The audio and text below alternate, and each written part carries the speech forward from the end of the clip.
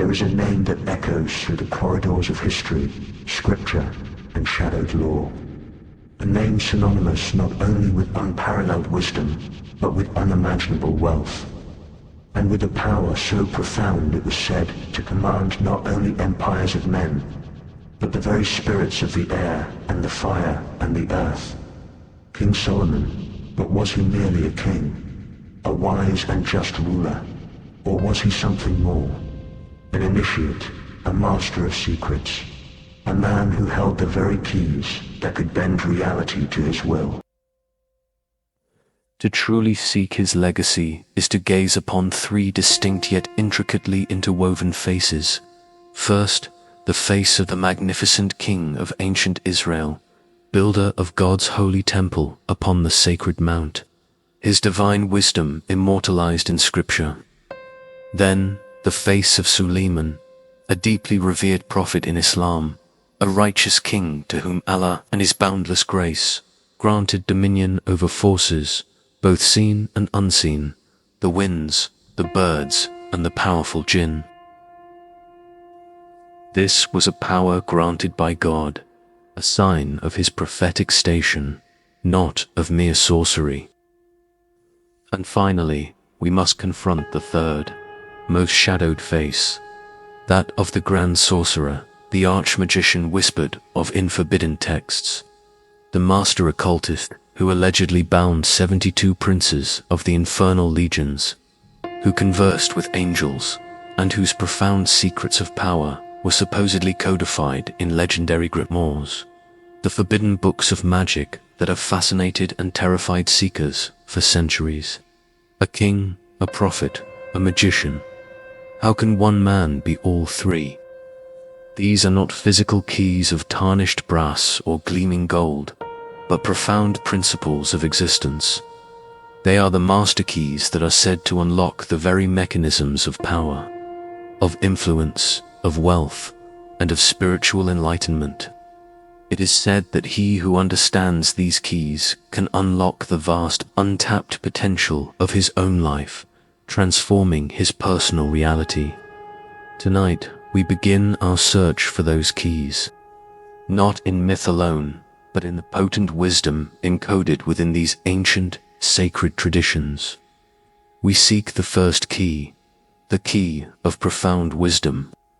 The first key, the foundation upon which all of Solomon's other legendary powers were built, was not a secret incantation or a magical artifact. It was something far more potent and far more difficult to attain. Profound wisdom, a wisdom so sharp it could pierce the veil of deceit, so deep it understood the very heart of human nature. This was not mere intellect or cleverness. It was a state of divine illumination, a listening heart, as the scriptures say. The most famous tale, known across cultures, perfectly illustrates this key. Two women come before the king, both claiming to be the mother of a single infant child. There are no witnesses, no evidence. A lesser ruler might have given up or chosen arbitrarily. But Solomon, in a stroke of what seems like brutal genius, calls for a sword, declaring the only fair solution is to divide the living child in two, giving half to each woman. His court is stunned into silence. But the king is not judging the child. He is judging the heart of motherhood itself. The false mother, driven by spite and jealousy, agrees to the horrific verdict, saying, "Let him be neither mine nor yours. Divide him." But the true mother, in an agony of love, relinquishes her claim entirely, crying out, "Oh my lord, give her the living child, and by no means kill him." In that instant, the truth is laid bare. Solomon's sword never falls. This was not a simple trick. It was a demonstration of the first key in action. The wisdom to understand the truth is often revealed not by what people say, but by the deeper emotional currents that drive their actions. He created a crisis that bypassed the calculating, lying mind and forced the raw, undeniable truth of the heart to reveal itself. This is the wisdom that discerns the unseen from the seen. According to the ancient texts, this profound gift was not something Solomon seized, but something he was granted. When God appeared to him in a dream and offered him anything he desired. The young king did not ask for long life, for untold riches, or for the heads of his enemies. He asked for an understanding heart, for the wisdom to discern between good and evil, so that he could justly govern his people, because he chose wisdom above all else. The other gifts, wealth and honor, were added unto him. This is a crucial lesson. This divine wisdom, or hikmah in the Islamic tradition, is a central attribute of the Prophet Sulaiman. The Quran speaks of how Allah bestowed this gift upon him, allowing him to understand the complexities of justice and the subtle workings of creation itself. His wisdom was so profound that he could comprehend the speech of ants and the marshalling of birds, seeing the divine order in all things, from the smallest creature to the grandest design. This was not magic, but a divinely gifted perception of a deeper reality. The thousands of proverbs attributed to him are not just quaint sayings. They are distillations of this key, each one a polished gem of insight into the patterns of human behavior, the nature of reality, and the consequences of action. This is not just a moral aphorism. It is a fundamental law of consciousness, a core component of the wisdom that underpins all true power. Before one can command armies or spirits, one must first learn to command the self. Therefore, the first key of Solomon is this: the relentless pursuit of divine wisdom and profound discernment above all other things. It is the understanding that a clear, illuminated mind, a heart that can listen to the subtle voice of truth beneath the noise of deception, is the foundational requirement for building any lasting kingdom, whether it be of stone and gold or of personal power and self-mastery. Without this key, all other keys are useless, or worse, they become instruments of self-destruction. Once the foundation of profound wisdom was firmly established, Solomon was granted access to the second and perhaps most legendary of his keys, the key of power over the unseen realms. This is where the historical figure of the king begins to merge with the powerful archetype of the master of spirits, a theme that echoes with profound variations across multiple sacred traditions. In the tradition of Islam, the Prophet Suleiman's dominion was an explicit miracle, a unique gift bestowed directly by Allah to demonstrate the sheer scope of his power and to honor his chosen prophet. It was not sorcery. The Quran describes how the wind was placed at his command, moving at his bidding, and how he was taught the language of birds, a sign of his harmony with all of creation. This was a power rooted in divine will, not human conjuration. Most famously, Allah subjugated the Jinn to Suleiman's rule. These powerful, often rebellious beings of smokeless fire were compelled by divine decree to serve him. They worked as master builders and craftsmen, erecting magnificent structures and diving deep into the seas to retrieve pearls and other treasures. This was not a negotiation between a magician and a demon. It was the absolute, God-given authority of a prophet over lesser, powerful beings, a testament to his sacred station. Now, we turn the key to its other, more shadowed side, the one found in the grimoires and the hidden traditions of Western esotericism. Here, Solomon is not merely a recipient of divine favor, but an active participant, a master thaumaturgist, a grand magician who learned the very mechanics of spiritual authority. This law, codified in texts like the famous Key of Solomon and the infamous Lesser Key of Solomon, or Ars Goetia, presents a different model of power. These forbidden books are, in essence, detailed technical manuals. They do not describe miracles granted, but rituals performed. They outlined the methods for ceremonial magic, detailing the precise circles, the sacred names of God, the arcane symbols, and the powerful tools required to, as the texts claim, command the spirits. Here, Solomon is depicted as the one who, through his unparalleled wisdom, understood the universal laws that govern both the visible and invisible worlds. The Ars Goetia, for example, famously catalogues 72 powerful spirits, or demons, whom Solomon allegedly bound and compelled into service. Each spirit is listed with its name, its seal or sigil, its rank within the infernal hierarchy, and its specific powers and attributes, what knowledge it can teach, what tasks it can perform. This is the esoteric interpretation of his power, a systematic, almost scientific approach to commanding the unseen. The central tool in this tradition is the Seal of Solomon, often depicted as a hexagram to intertwined triangles. This was not merely a symbol of his lineage, but his ultimate instrument of power. Esoterically, it represents the union of opposites, fire and water, male and female, spirit and matter. As above, so below. It symbolized his wisdom to command the lower by understanding the higher, to bind the chaotic by invoking the divine order. This was his master sigil, the emblem of his authority over all realms. So, the second key reveals a profound truth about power. Whether viewed as a direct, miraculous gift from God as a sign of prophethood, or as the ultimate application of esoteric law by a master magician, the core principle remains. Solomon, through his wisdom, achieved dominion over forces that lie beyond ordinary human perception. He mastered the unseen. This key represents the ability to influence the subtle energies, the hidden currents, the very spirits that shape our material reality from behind the veil.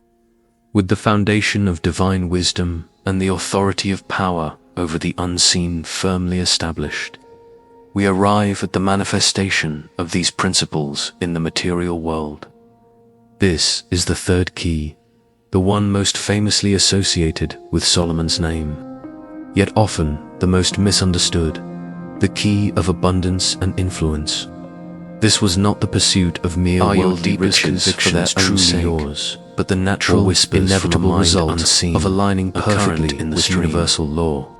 We live a grandest expression of this key was the construction of the first temple in Jerusalem. Cloak the architects. This was not merely a building with art. It was a cosmic undertaking. What if the self you think you know place for the divine presence on earth, a fragment built with an opulence that stunned the ancient world, arrayed Scripture speaks of vast quantities of gold, this grand masquerade, of silver as common as stones in the street, of fragrant cedarwood imported from Lebanon, and of craftsmanship of the highest possible order. This was wealth manifested as an act of ultimate devotion, a material testament to spiritual glory. His wisdom also translated into unparalleled strategic and diplomatic skill. He forged powerful alliances, established vast trade networks, and commanded fleets that sailed to distant, exotic lands, returning with gold, silver, ivory, and precious spices. This immense prosperity was not a matter of luck or conquest. It was the direct outcome of a mind that could perceive patterns, build bridges, and manage vast resources with divine insight. His kingdom became a beacon of stability and wealth in a turbulent world. No story better illustrates this key of influence than the visit of the legendary Queen of Sheba. Drawn by tales of his unparalleled wisdom, she journeyed to Jerusalem to test him with hard questions. The Bible recounts how she was left breathless, not only by his wise answers, but by the sheer magnificence and order of his kingdom. She declared that the reality far exceeded the fame, and she departed after bestowing a fortune in gold, spices, and precious stones upon him. In the Islamic tradition, The encounter between the prophet Suleiman and the queen, whose name is given as Bilqis, is even more profound. It begins with a hoopoe bird informing Suleiman of her sun-worshipping kingdom. He sends a message, not of conquest, but of invitation, calling her to submit to the one true God. This sets in motion a test of power and wisdom, a true clash of worldviews. Intrigued and cautious, Bilqis sends emissaries with gifts, which Suleiman, with his God-given wealth, easily dismisses. To demonstrate the power granted to him by Allah, he then asks his court who can bring him her magnificent throne before she arrives. A powerful Jinn offers to do so in the blink of an eye. The throne is instantly transported to his court. When Bilqis arrives and sees her own throne before her, she recognizes the superior power and wisdom at play is not human, but divine. Ultimately, she acknowledges the truth of Suleiman's message and willingly submits to God alongside him. This story perfectly encapsulates the third key from the prophetic perspective. Influence and abundance are not tools for personal aggrandizement, but instruments for guiding others towards truth and divine order. His wealth and power were not the goals, they were the means, the divinely provided stage upon which his wisdom and prophethood were made manifest to the world. So, the third key is not simply about accumulating gold. It is the mastery of the principles of true abundance. It is the understanding that when one's life is built upon a foundation of divine wisdom and one's actions are aligned with universal power, material prosperity and worldly influence become a natural, resonant consequence. Wealth and honor are not chased. They are attracted to a consciousness that has first aligned itself with the highest good. This is the law of magnificent, meaningful flow. Having explored the keys of wisdom, power, and abundance, we now arrive at the principle that allowed Solomon to anchor these ethereal forces into tangible, lasting reality. This is the fourth key, a secret hidden in plain sight within the very blueprints of his greatest creation, the key of sacred architecture and divine proportion. This is the knowledge of how to structure the material world in harmony with the laws of the spiritual world. Solomon's temple, as we've said, was the pinnacle of his reign. But to esoteric traditions, it was far more than just an opulent house of worship. It was a functional microcosm, a physical representation of the celestial order, a map of the universe rendered in stone, cedar, and gold. Its layout, its dimensions, its very proportions were believed to be divinely inspired, designed to create a powerful energetic resonance between the earthly and the heavenly realms. This is the domain of sacred geometry, the belief that numbers, angles, and shapes are not arbitrary, but are the very language of creation, the alphabet of God. The placement of the pillars, the dimensions of the Holy of Holies, the use of forms like the cube and the sphere, all were seen as a deliberate method of creating a potent spiritual battery on earth, a focal point where divine energy could be concentrated and anchored. This key is the understanding that form dictates function, not just physically, but energetically. To manifest this divine vision, Solomon's wisdom needed the hands of a master craftsman. Here, legend introduces the figure of Hiram Abeth, the master artisan sent by the king of Tyre. In the lore of Freemasonry, Hiram is revered as the one who possessed the practical, secret knowledge of geometry and craftsmanship necessary to translate Solomon's divine inspiration into physical perfection.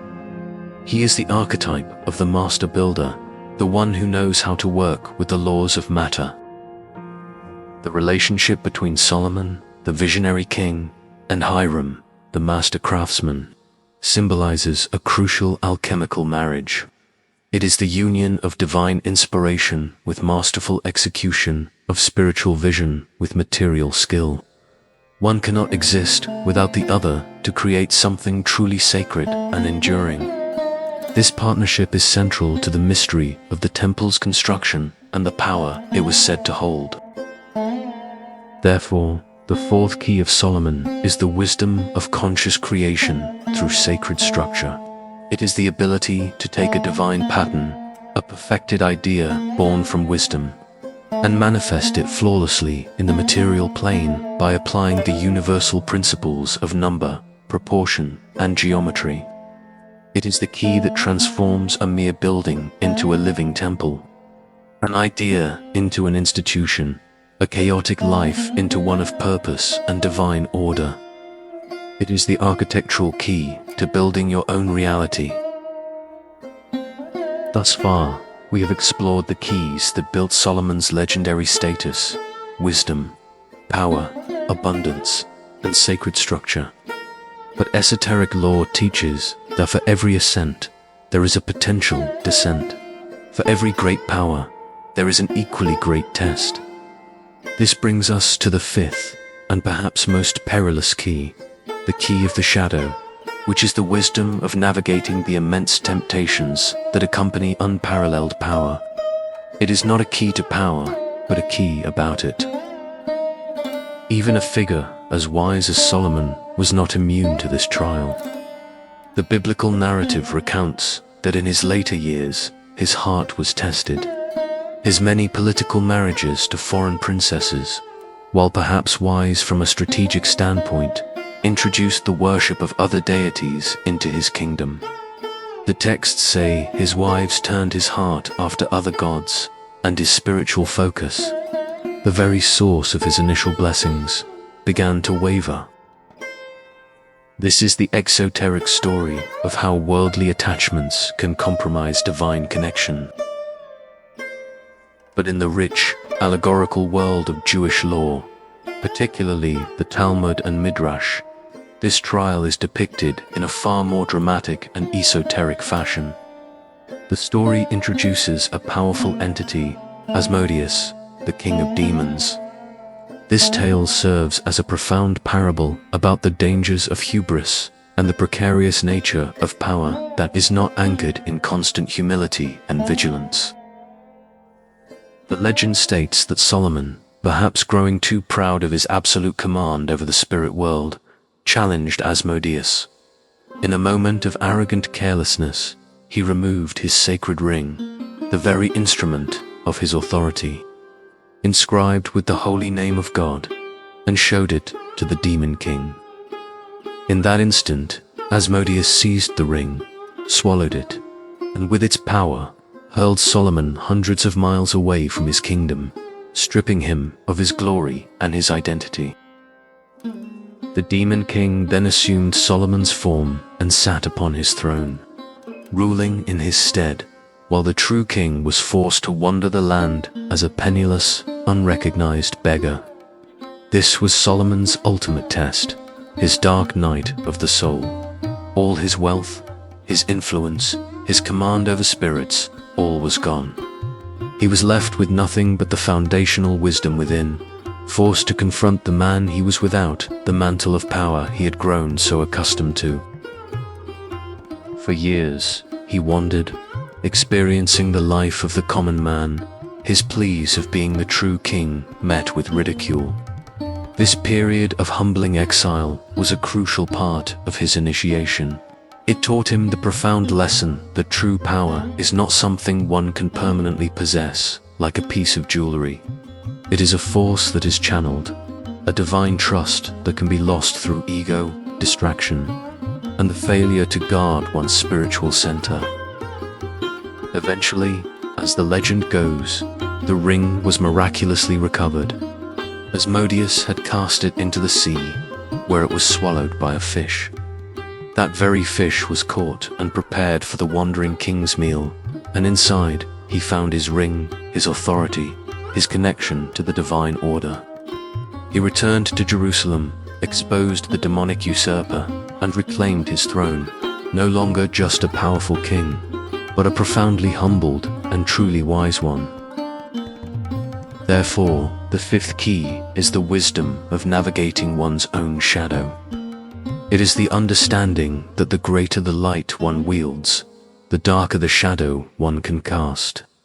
It is the key of humility, of known attachment to power, and of the constant vigilance required to ensure that the wielder of the keys does not, in the end, become a prisoner of the locks they have opened.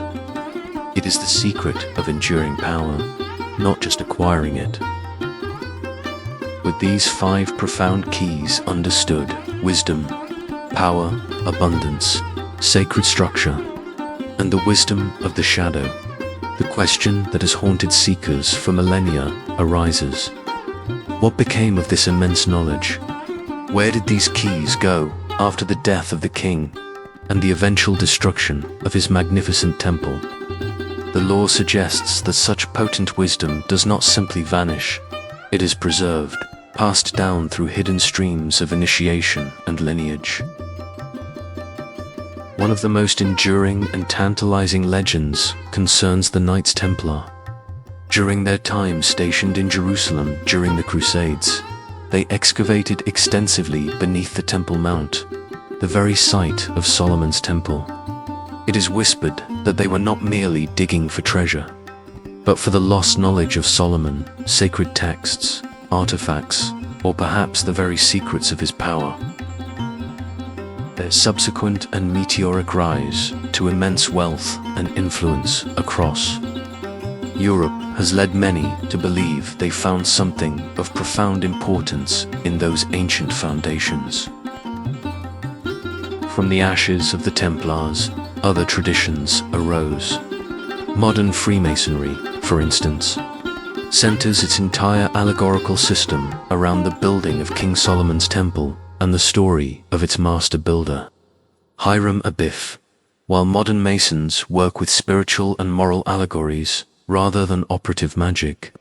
Their tradition is steeped in the symbolism, the sacred geometry, and the principles of structured, ordered creation that represent the heart of Solomon's fourth key.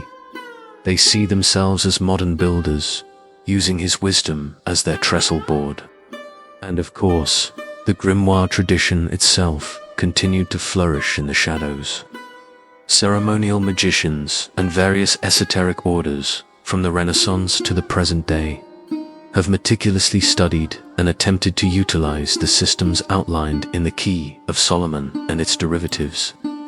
They seek to turn the same locks that he did, to command the same forces, and to manifest their will upon reality by applying the ancient principles attributed to the original Grand Master of the craft. The legacy is not dead. It is simply hidden. But these keys are not merely for secret societies or aspiring magicians. Their true no BS value lies in their universal application.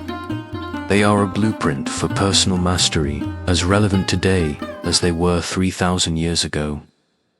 The first key challenges us to seek true wisdom and discernment in an age of deafening information overload. The second key is not about commanding demons, but about mastering our own inner passions, our demons of doubt, fear, and anger.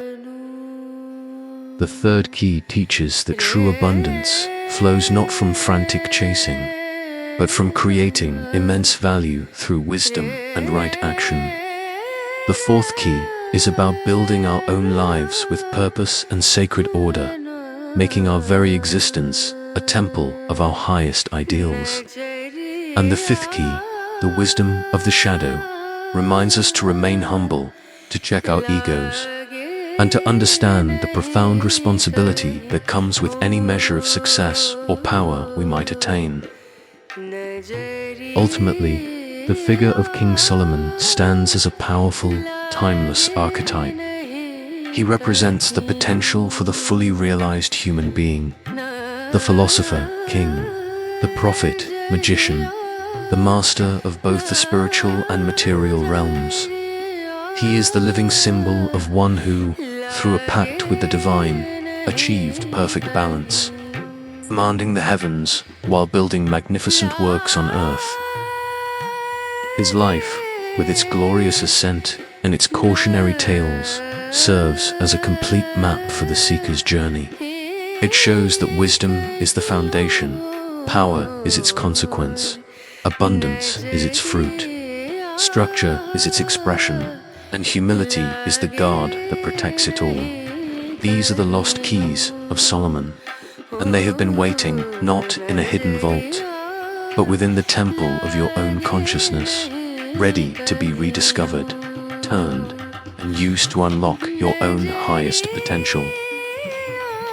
Thank you for joining us on Veil of the Unknown. If this journey into the keys of ancient wisdom has opened new doors in your mind, share your thoughts in the comments below.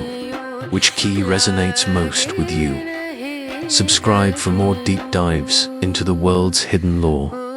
Until next time, seek wisdom and build your temple well.